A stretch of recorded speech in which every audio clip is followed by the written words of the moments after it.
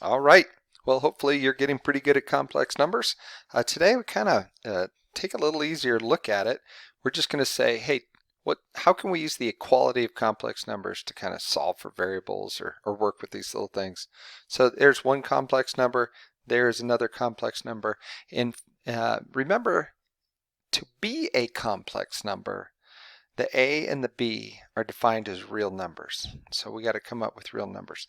All right, what if we had 3 plus yi is equal to x minus 5i? What would x and y have to be so that those are equal? Well, you got to separate the real part and the imaginary part. These are two separate ideas. So the real part of this one is 3, and we have to set that equal to the real part of the other one, which is x. And the imaginary part of the first one is y, and we set that equal to the imaginary part of the second one, and that is negative 5. Hey, not too tough, not too tough. Let's look at another example. What if I had x minus 7i equals 3 plus 5i? What would x have to be in order for those to be equal? Well, that is a good old-fashioned not possible. Okay, because we're saying, how can we look at the real part? The real part is saying x is equal to 3, but the imaginary part is saying negative 7 equals 5, and that is no way. It's not going to work, not in this town. Let's try another one. So I give you two examples here. You know, this is your first day, so I can't tell you which one's easier, which one's harder, but there are skills that you've acquired that you got to know that you can do. And after one day, that's kind of tough. You just know where the gas is on the right and brakes on the left. You know, I'm not going to ask you to drive the Indy 500, but you need to start noticing what you can and can't do with complex numbers. On the left here, you notice that I could divide both sides by 2 minus I, but that's depending on, do you feel comfortable with division? And I'm hoping you do. I'm hoping you do. Let's take a quick look at that work. So when you have division, you have to multiply by the complex conjugate of the denominator. Woo, that's a pay raise right there. And if you do, you notice that when you multiply complex conjugates, you get the a squared plus the b squared. Remember, the b is a 1 right there. Up top, you're being very careful. Multiply it all out. Show the I squared if you need to. I get 15 plus 10i over 5, reduces to 3 plus 2i.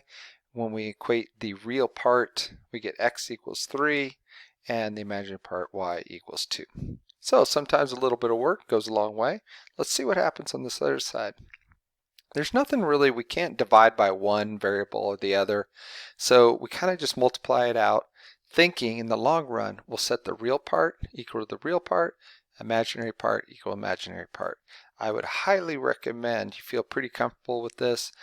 Very popular IB exam question. So it requires a little multiplication. It requires you to separate the real part and the imaginary part. Everything with an I pull together and factor out the I. Everything without an I remember I squared is equal to negative 1. Negative 1 times negative y gives me that positive y. Cool. 1 plus 13i. Don't mess with it. It's done. So here's your step. You're at the point where set the real part equal to the real part. So this is equal to this, and this is equal to this. I'm dropping the i's. That's one of the big things that people bring along with the imaginary side. We know the i's there, so don't bring it along. It just confuses everybody later. Well, nothing's easy. We still have to solve for x and y. We have two equations with two unknowns. There's got to be a good feeling in your heart about that. However, you got to be a little careful here. Whoa, and switch colors. Yeah, we're back. And what we need to do is figure out y. There we go. So I solved this first one by solving for y. Well, hey, Mr. Sayers, could you solve for x? Absolutely. But regardless, you're going to substitute in that into the other equation, and then you got to kind of know what to do with that bad boy right there. All right. Sorry about that. All right, so we have an x in the denominator, not that much fun.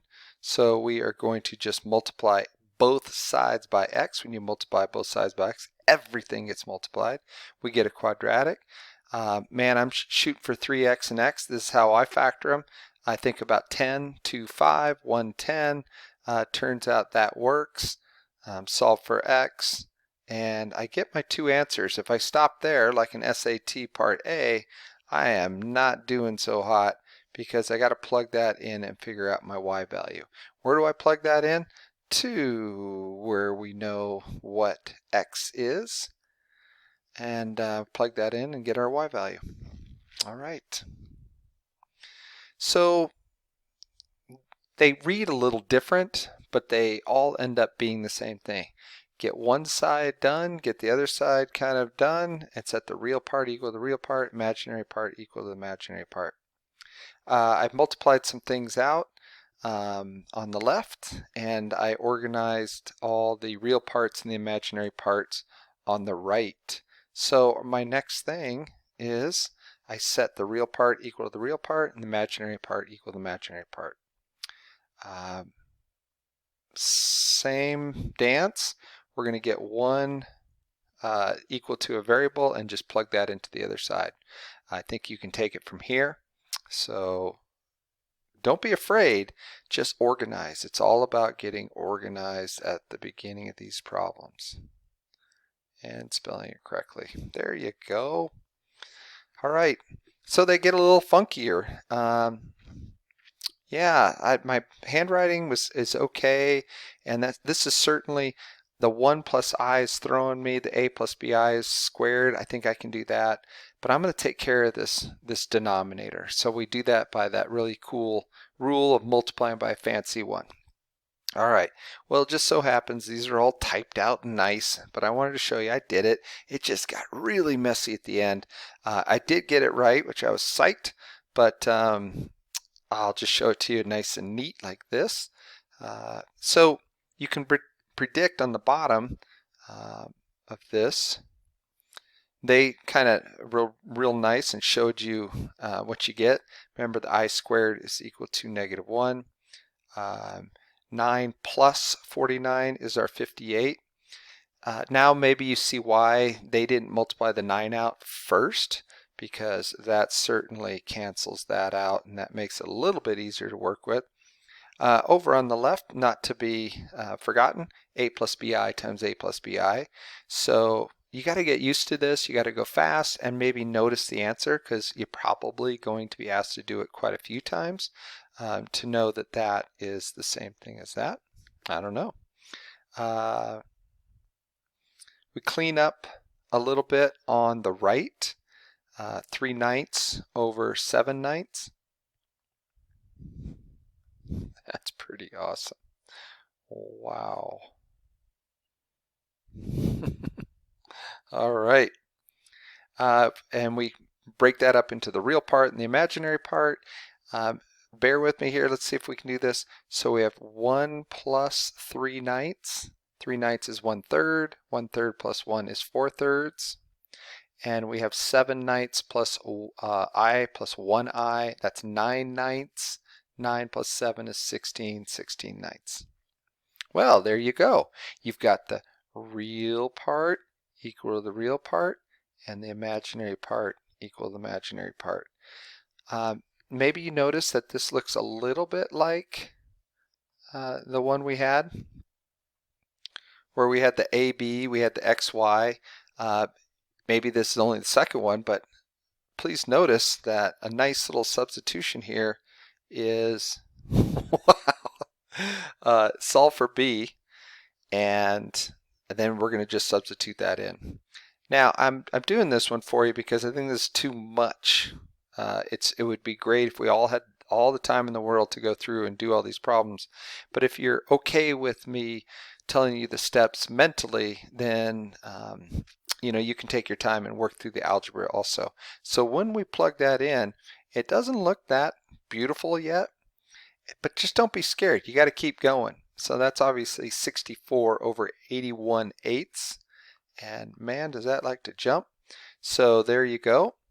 But then what do? You're not too used to this. Let's clear the fraction. Multiply everything by 81a squared.